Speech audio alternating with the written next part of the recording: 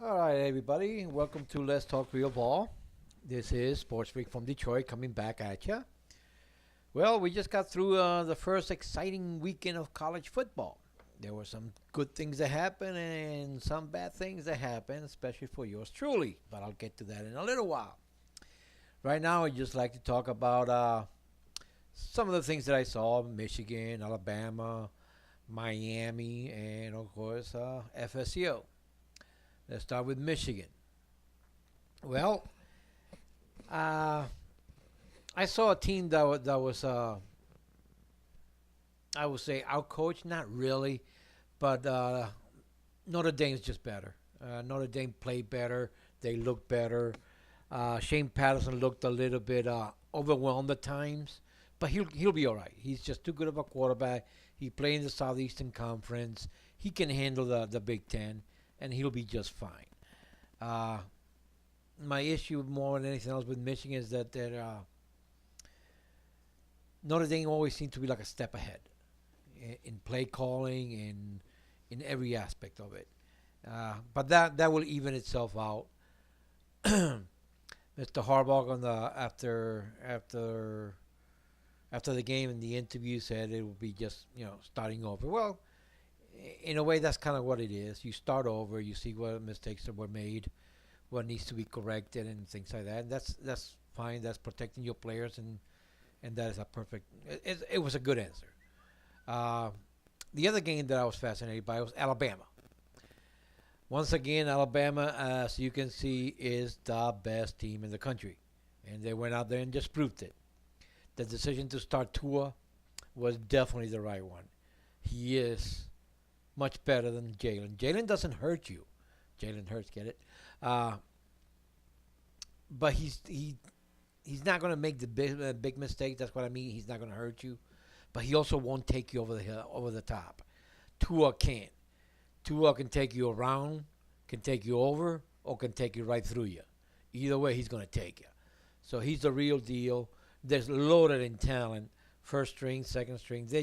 They are that team to beat once again, and I think they will be for a couple of years to come.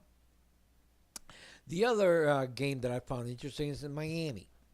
Here is Miami ranked eighth. Ooh, the U is back. The U is back. Let's hold the horses a little bit, okay? They started doing the same thing they did in the early '80s, which was start a little brouhaha before the game. The only difference between them and this year's version is those guys could back it up on the field also. They not only beat you before the game, they beat you during the game, and they beat you after the game. Okay, I know because FSU took a few of those beatings, but I always kind of, back of my head, kind of admire that about it that they could do it before, during, and after. Uh, but these guys are not ready. They're trying to bring the old fire. Let's take it one step at a time, okay? Let's slow it down a little bit, start winning, start beating a few people in a row, and get away from that four-game losing streak that you're on. You went to 10-0 last year, and all of a sudden the wheels fell out. You were not ready for the big time. And now comes my team. I don't mind the loss. I don't mind the loss. I just mind it when you play the way you played. You were playing at home with the home opener, with a new coach, a new system, and you look lethargic. That drive that Virginia Tech did in the first quarter, you did absolutely nothing to stop it or even slow it down. And at times the tackling looked pissy poor. Offensively, you look out of position, bewildered, not knowing exactly what to do. And to top it all off, you play without fire. You play without purpose, and that's what I was upset about more than the fact that you lost the game. You can recover. You can recover from early season losses, but you got a stretch in October coming up where you're going to be facing big boys that are going to be shooting for you. And that offense, even though I kind of like it and you have a lot of talent, I saw the same issues with the offensive line. That offensive line has got a lot of holes. It's had holes in it for the last 2 seasons. It got Francois hurt last year, and he's going to take a few beatings this year. I was not impressed. I was impressed with the defense coming back in the at the end of the first quarter, and the first half and the second quarter, the second half. They literally carried the game. They kept FSU in the game.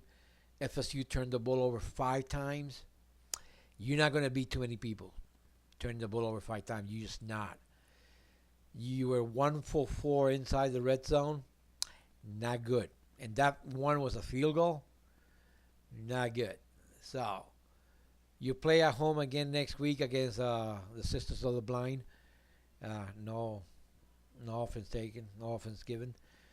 But and you should work on some of the things. But I was a little disappointed that you weren't ready to play. There was no fire. I like the helmets. I'm not a big fan of the unis. FSU has always been known for garnet and gold. I would like to be garnet and gold. And with that being said, I look forward to the upcoming season. I saw some aspects that I liked, but like I said, I was disappointed overall. I am looking forward to this weekend's game between Clemson and Texas A&M. Texas A&M's head coach is Jimbo Fisher, our former coach. So they know each other. I expect Clemson to win and win by at least 10. But because it'll take Jimbo a little bit. It'll take Jimbo about 1 or 2 years to get that program really rolling the right way. The other little bit of surprise was UCLA losing. A little bit of surprise, not a major surprise, but a little bit of surprise. But anyway, that's all I got to say for now. Baseball is still heating up pretty good, and that will be the next thing I talk about. Until then, you all have a good day, okay? And see you soon.